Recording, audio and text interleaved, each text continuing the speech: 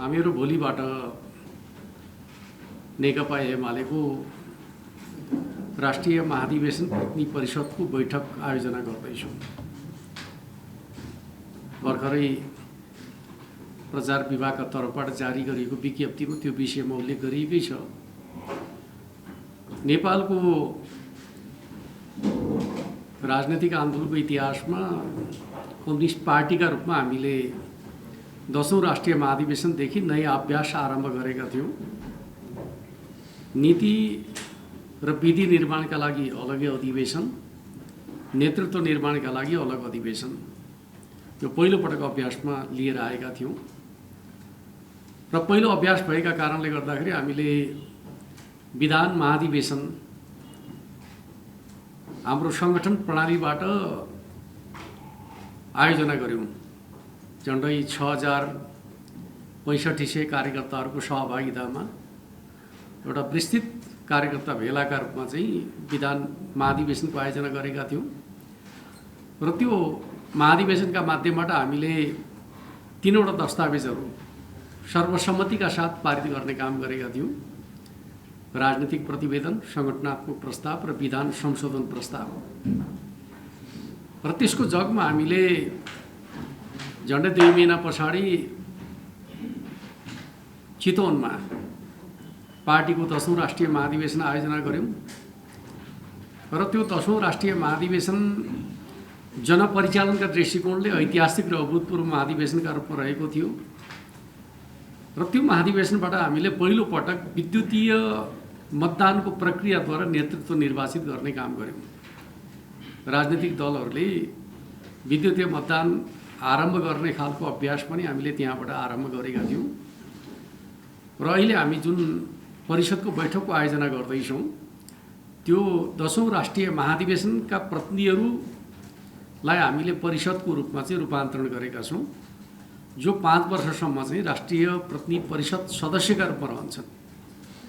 र उनीहरूले गर्ने कामभित्र चाहिँ पहिलो काम उनीहरूले केन्द्रीय कमिटीका तर्फबाट, केन्द्रीय निकायका तर्फबाट गरिएका कामहरूको समीक्षा गर्ने अधिकार राख्दछन्। अर्को त्यो समीक्षाको जगमा उनीहरूले पार्टीलाई आगामी दिनमा कसरी अगाडि बढाउने भन्ने कुराका सन्दर्भमा सुझाव प्रस्तुत गर्ने हक राख्दछन्। र अर्को चाहिँ विधानको व्यवस्था अन्तर्गत उनीहरूले आगामी विधान अधिवेशनको भूमिका पनि निर्वाह गर्दछन्। अर्थात् विधान अधिवेशनका लागि अब हामीले अलगै फेरि प्रतिनिधिहरू चयन गर्ने काम गर्दैनौँ। यो राष्ट्रिय महाधिवेशन प्रतिनिधि परिषदका सदस्यहरूले नै आउने विधान अधिवेशनको जिम्मेवारी पनि प्राप्त गर्दछन्। त्यसपछि बल्ल हामी चाहिँ 11औं राष्ट्रिय महाधिवेशनतर्फ प्रवेश गर्दछौँ र 11औं राष्ट्रिय महाधिवेशनका नयाँ चुनिएका प्रतिनिधिहरूले मात्रै अहिलेको यो प्रतिनिधि परिषद सदस्यलाई विस्थापन गर्ने काम गर्दछन्। त्यस अर्थमा यो एउटा नयाँ व्यवस्था हामीले अभ्यासमा ल्याएका थियौँ। त्यो नयाँ अभ्यास अन्तर्गतको प्रथम परिषद बैठक हामी आयोजना गर्दैछौँ।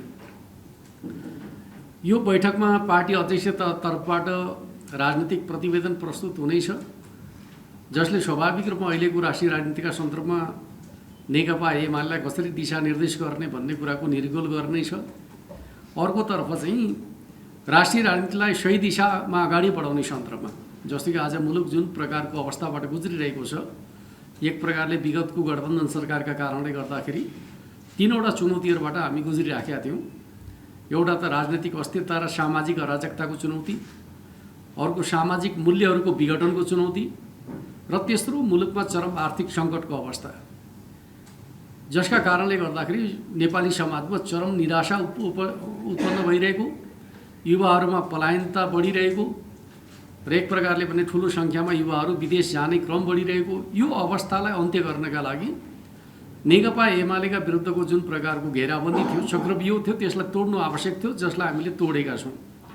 नयाँ समीकरण निर्माण गरेका छौँ र स्वाभाविक रूपमा मुलुकको ओह्रालो यात्रालाई रोकेर अब मुलुकलाई सकारात्मक दिशा दिने जुन प्रयत्न छ, त्यसको संश्लेषण हामी राष्ट्रिय महाधिवेशन प्रतिनिधि परिषदको बैठकबाट गर्नेछौँ र मुलुकलाई अब कुन दिशामा अगाडि बढाउने भन्ने खालको निष्कर्ष चाहिँ हामी यो परिषदको बैठकका माध्यमबाट गर्नेछौँ भन्ने कुरा म तपाईँहरूका बिचमा राख्न चाहन्छु।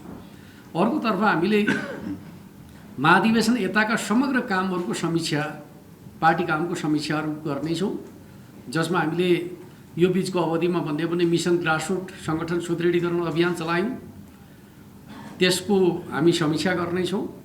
अर्कोतर्फ हामीले समृद्धिका लागि सङ्कल्प यात्राका रूपमा झुलाघाट चिया भन्ज्याङ एउटा सफल यात्रा आयोजना गरेका थियौँ। त्यसका निष्कर्षहरूलाई हामीले सूत्रबद्ध गर्ने खालको काम गरेका छौँ। त्यसका आधारमा कसरी अगाडि बढ्ने भन्ने खालको निष्कर्ष हामी निकाल्नेछौँ। अर्कोतर्फ हामीले चाहिँ नयाँ ढङ्गको कार्यविभाजन गर्ने खालको काम मिसन ग्रासरुटको प्रतिवेदनको जगमा हामीले वार्षिक कार्ययोजना तर्जुमा गर्ने र त्यसका आधारमा नयाँ कोणबाट कार्यविभाजन गर्ने खालको काम गरेका थियौँ। त्यसको पनि हामी समीक्षा गरिकन चाहिँ वार्षिक कार्ययोजनालाई आगामी दिनहरूमा कसरी व्यवस्थित गर्ने भन्ने खालको निष्कर्ष हामी सङ्गठनात्मक कामको समीक्षा मार्फत निकाल्नेछौँ। त्यसले गर्दाखेरि भोलिका दिनहरूमा हाम्रो पार्टीलाई चाहिँ बलियो र निर्णायक राष्ट्रिय शक्तिका रूपमा स्थापित गर्ने कुरामा चाहिँ यो परिषद बैठकका निष्कर्षहरूले चाहिँ महत्त्वपूर्ण भूमिका खेल्नेछन् भन्ने कुरा म तपाईँहरूको बिचमा राख्न चाहन्छु। अर्कोतर्फ चाहिँ हाम्रो पार्टी प्रणालीभित्र हामीले चाहिँ नियन्त्रण र सन्तुलनको सिद्धान्तलाई अत्यन्त प्रभावकारी ढङ्गले सम्पादन गर्दै आएका छौँ। त्यसका लागि 3वटा आयोगहरू छन् जो चाहिँ महाधिवेशनद्वारा त्यसको नेतृत्व निर्वाचित हुने गर्दछ। ती आयोगहरूले पनि आफ्नो प्रतिवेदनहरू प्रस्तुत गर्ने खालको काम गर्दछन्। ती प्रतिवेदनहरूमाथि पनि हामी छलफल गरेर निष्कर्ष निकाल्ने खालको काम गर्नेछौँ। अर्कोतर्फ हामीसँग पुराना अनुभवी नेताहरू रहेको चाहिँ केन्द्रीय सल्लाहकार परिषद छ, जसको चाहिँ प्रमुखका रूपमा कमरेड अमृत बोहरा रहनुभएको छ। सल्लाहकार परिषदका तर्फबाट पनि हामीले चाहिँ प्रतिवेदन प्राप्त गर्नेछौँ र त्यसका आधारमा पार्टीलाई कसरी अगाडि बढाउने भन्ने सल्लाहकार परिषदको सुझावका आधारमा पनि पार्टीलाई व्यवस्थित ढङ्गले अगाडि बढाउने प्रयत्नहरू गर्नेछौँ। र सबभन्दा महत्त्वपूर्ण कुरा, हामीले 7औं केन्द्रीय कमिटीको बैठकमा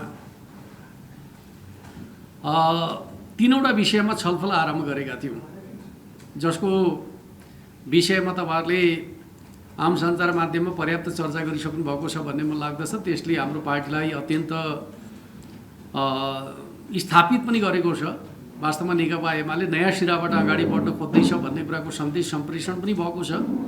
त्यो 3वटा विषयहरू के थिए त भन्दाखेरि, पहिलो विषय अब पार्टीलाई जनताका अपेक्षाअनुसार चाहिँ कसरी शुद्धिकरण गर्न सकिन्छ, कसरी सुदृढ बनाउन सकिन्छ भन्ने विषयमा हामीले समूह छलफल गरिकन चाहिँ केही सुझावहरू प्राप्त गर्ने काम गरेका थियौँ।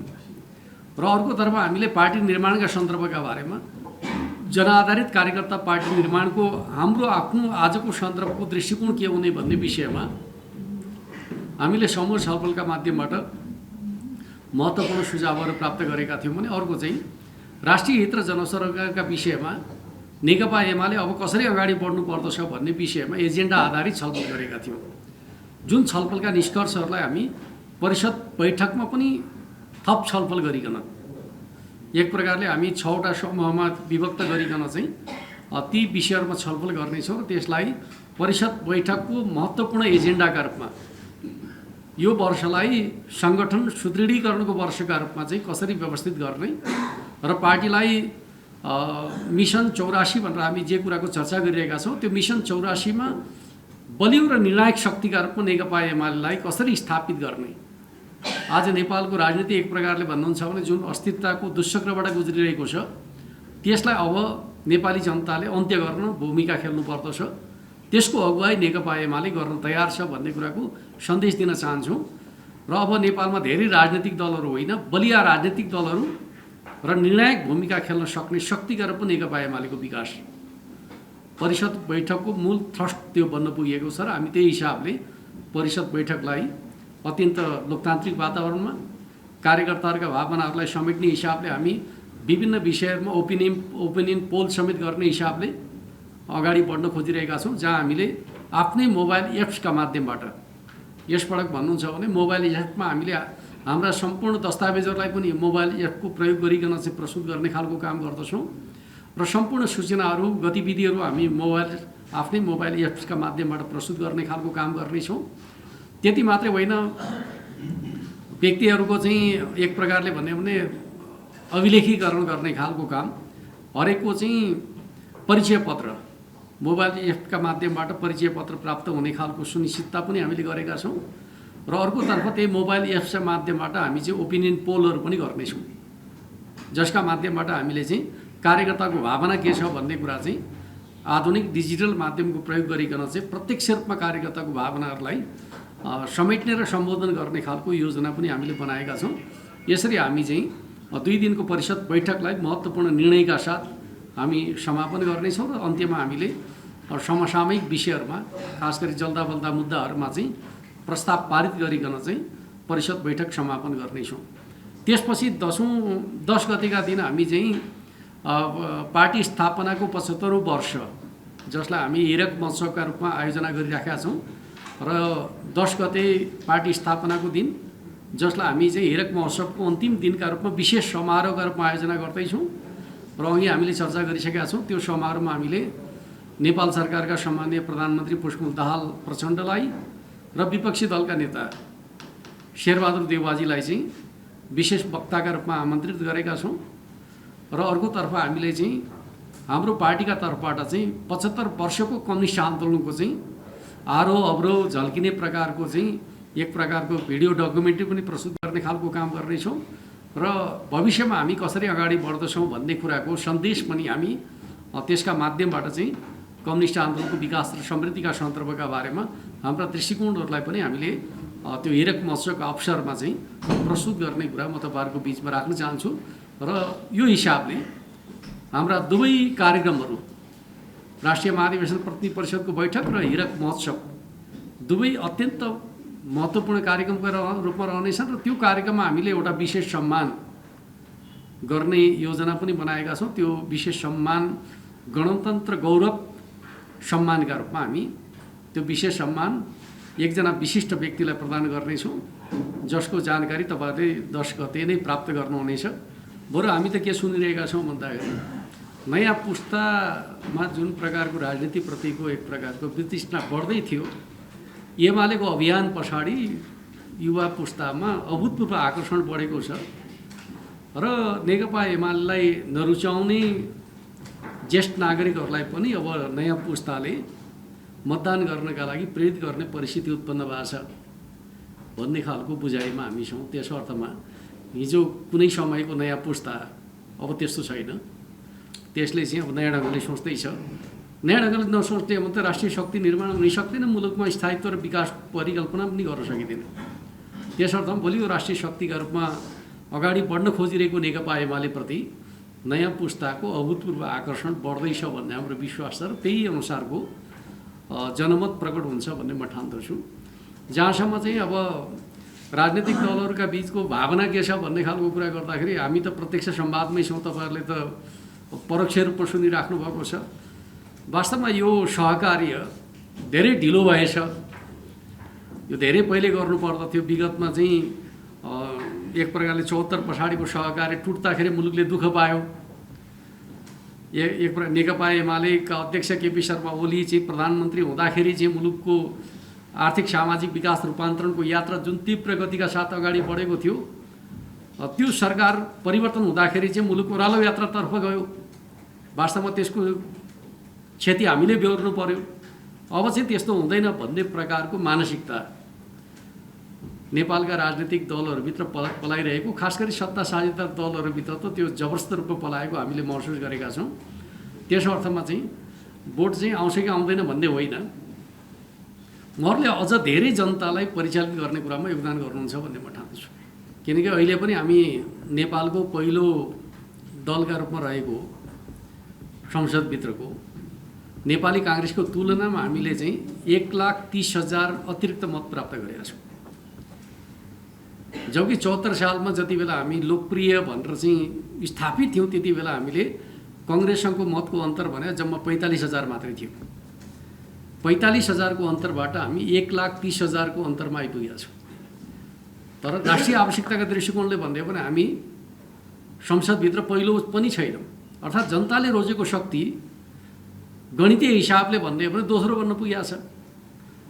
जब नेपालको राजनीतिमा जनताले रुचाएको शक्ति स्थापित हुँदैन, जनता राजनीतिप्रतिको आकर्षण जनताको घटेर जान्छ। जुन कुरा अहिले भइरहेको छ त्यो पक्षलाई ध्यान दिनुपर्दछ भन्ने मलाई लाग्छ। अर्कोतर्फ चाहिँ जहाँसम्म राजनीतिक अस्थिरताको विषय छ, राजनीतिक अस्थिरता अन्त्य गर्नका लागि नै हामीले बलियो निर्णायक राष्ट्रिय शक्ति निर्माणको कुरा गरिरहेका छौँ। हामी बलियो त छौँ, पर्याप्त छैनौँ। हामी अरूभन्दा ठुला त छौँ, तर राष्ट्रिय आवश्यकता पुरा गर्न सक्ने अवस्थामा पुगिसकेका छैनौँ। त्यस अर्थमा चाहिँ पहिलो हुनु मात्रै पर्याप्त होइन रहेछ। राष्ट्रको आवश्यकता पुरा गर्न सक्ने हिसाबले बलियो र निर्णायक बन्नु जरुरी रहेछ। त्यसले नै अस्थिरता अन्त्य गर्न सक्दछ भन्ने अर्थमा हामीले चाहिँ स्थायित्वको कुरा गरेका छौँ। जहाँसम्म तपाईँले नयाँ राजनीतिक कोर्स करेक्सनका कारणले प्रदेशहरूमा जुन प्रकारको परिवर्तन देखा परेको छ, त्यसलाई अस्थिरता ठानिराख्नु भएको छ, त्यो त स्वाभाविक रूपमा राष्ट्रिय राजनीतिको कोर्स करेक्सनको प्रभाव हो। अब मलाई लाग्दछ अब 7वटै प्रदेशहरूमा चाहिँ केन्द्रमा जुन प्रकारको राजनीतिक समीकरण बन्नेछ, त्यही समीकरणको जगमा प्रदेश सरकारहरू बन्दाखेरि मुलुकले स्थायित्व प्राप्त गर्नेछ। अहिले बरु अस्थिरताको एउटा जगमा तिनीहरू खडा भएका थिए, जहाँ नीतिविहीनता, उद्देश्यविहीनता, लक्ष्यविहीनता, नीति नमिल्ने दलहरूका बिचको चाहिँ गठबन्धन, यस्तो प्रकारको अवस्थाबाट चाहिँ सापेक्षिक रूपमा चाहिँ वामपन्थीहरू र नयाँ शक्तिहरू मिलेर चाहिँ अहिलेको समीकरण बनेको छ, जसले आफ्नो न्यूनतम नीतिगत प्राथमिकता र साझा सङ्कल्प तयार गरेका छन्। त्यसको जगमा हामी चाहिँ मुलुकलाई नयाँ बाटोमा अगाडि बढाउन खोज्दैछौँ। यद्यपि अहिलेको संसदभित्रको शक्ति सन्तुलन स्थायित्वका लागि अनुकूल छैन, त्यो त हामीले पहिलेदेखि भन्दै आइरहेका छौँ। त्यसैका लागि मिसन 84 अपरिहार्य छ भनेका छौँ। अनि मिसन 84लाई हामी चाहिँ नीतिगत बहसको चुनावी वर्षका रूपमा बदल्न चाहन्छौँ, एजेन्डा आधारित बनाउन चाहन्छौँ र बलिया राष्ट्रिय शक्ति निर्माणको अवसरका रूपमा बदल्न चाहन्छौँ। त्यसले तपाईँले चिन्ता गर्नुभएको राजनीतिक अस्थिरतालाई कम गर्ने कुरामा चाहिँ भूमिका खेल्दछ भन्ने हाम्रो बुझाइ र विश्वास रहेको कुरा म राख्न चाहन्छु। गणतन्त्रको सुदृढीकरणका प्रश्नमा, लोकतन्त्रलाई संस्थागत विकास गर्ने प्रश्नमा सधैँभरि सत्ता पक्ष प्रतिपक्ष सबैसँग मिलेर काम गर्न तयारै छौँ। तर हामी सत्ताका लागि चाहिँ लालायत छैनौँ। पहिले पनि हामी सत्ता हाम्रो लागि प्राथमिकता होइन, मुलुकलाई सही बाटो दोहोऱ्याउने खालको कुरा प्राथमिकताको विषय हो भनेका थियौँ। अहिले पनि हामी नयाँ सत्ता समीकरण गर्दाखेरि चाहिँ फलानु महत्त्वपूर्ण मन्त्रालय चाहिन्छ भनेर हामीले दाबी गरेनौँ। मुलुकलाई ओह्रालो यात्राबाट चाहिँ सुरक्षित भविष्यतर्फ डोर्याउने कुरा नै प्राथमिकताको विषय हो, नीतिगत हस्तक्षेप प्राथमिकताको विषय हो भन्ने अर्थमा हामीले चाहिँ प्रस्तुत गर्ने खालको काम गरेका छौँ। कतिपयले सोध्ने गरेका छन्, आलो बालो भनेर चाहिँ सोध्ने गर्दछन्। हामी यो सरकारले राम्रो काम गर्छ भने चाहिँ यसलाई निरन्तरता दिन तयार छौँ भनिरहेका छौँ। किनकि हाम्रो चिन्ता मुलुकप्रति हो, जनताप्रति हो, राष्ट्रको भविष्यप्रति हो भन्ने कुरा चाहिँ हामीले स्पष्ट रूपमा भन्दै आएका छौँ। त्यो कुरामा जोड दिन चाहन्छौँ। कङ्ग्रेससँग त हामीले स्वाभाविक रूपमा चाहिँ जति बेला मुलुकमा लोकतन्त्रमाथि सङ्कट आउँछ, त्यति बेला परिवर्तनमाथि सङ्कट आउँछ, त्यति बेला मिलेर काम गर्नुपर्दछ भन्ने मान्यता राख्दै आएका छौँ।